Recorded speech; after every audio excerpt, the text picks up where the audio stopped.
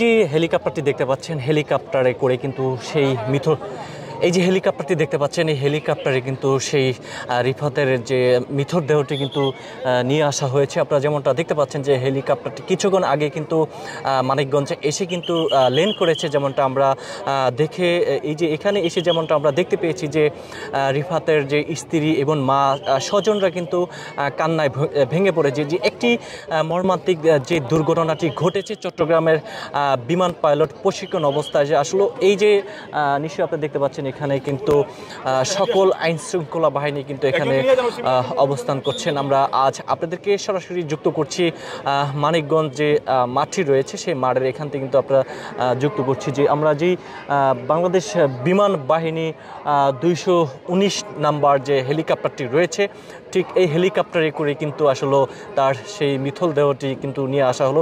আপনারা কে কোথা থেকে লাইভটি দেখছেন একটু কমেন্ট করে আপনাদের সেই মতামত জানান যে একজন বিমান পাইলট প্রশিক্ষণ অবস্থায় যে একটি দুর্ঘটনাটি ঘটে গেছে, ইতিমধ্যে দেশ জুড়ে কিন্তু লেড়ে ছেড়ে উঠেছে, এমনটাই আমরা কিন্তু দেখতে পেয়েছি। যে তার গ্রামের বাড়ি মানিকগঞ্জ জেলায়, তিনি কিন্তু বড় হয়েছে তার সাটুরিয়া উপজেলায় কিন্তু তার জন্মভূমি।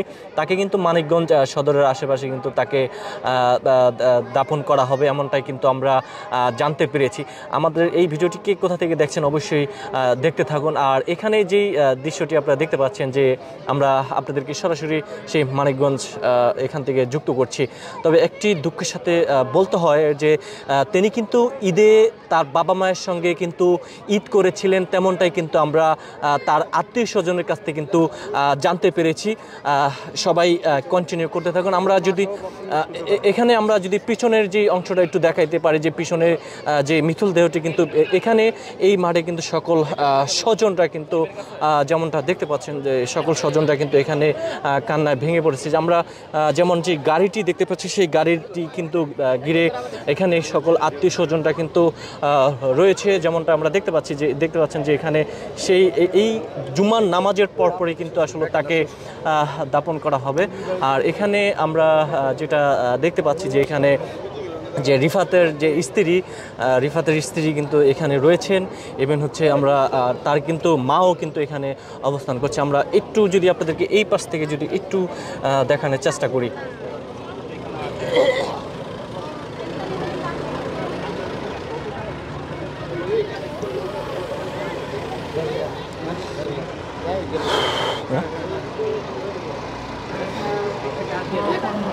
না না না না না না না কাপ দিলে মেলে হয়ে যাবে।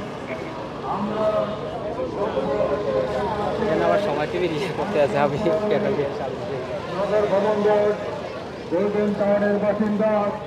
বিমান বাহিনীর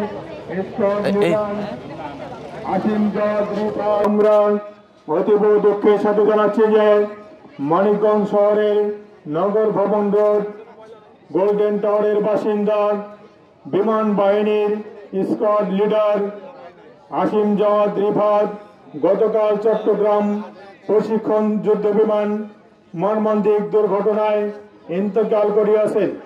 ইন্না লিল্লাহি ওয়া ইন্না ইলাইহি রাজিউন। মরহুমের জানাজা নামাজ আজ বাদ জুমা মানিকগঞ্জ শহীদ মিরাজ স্থাপন স্টেডিয়ামে অনুষ্ঠিত হইবে।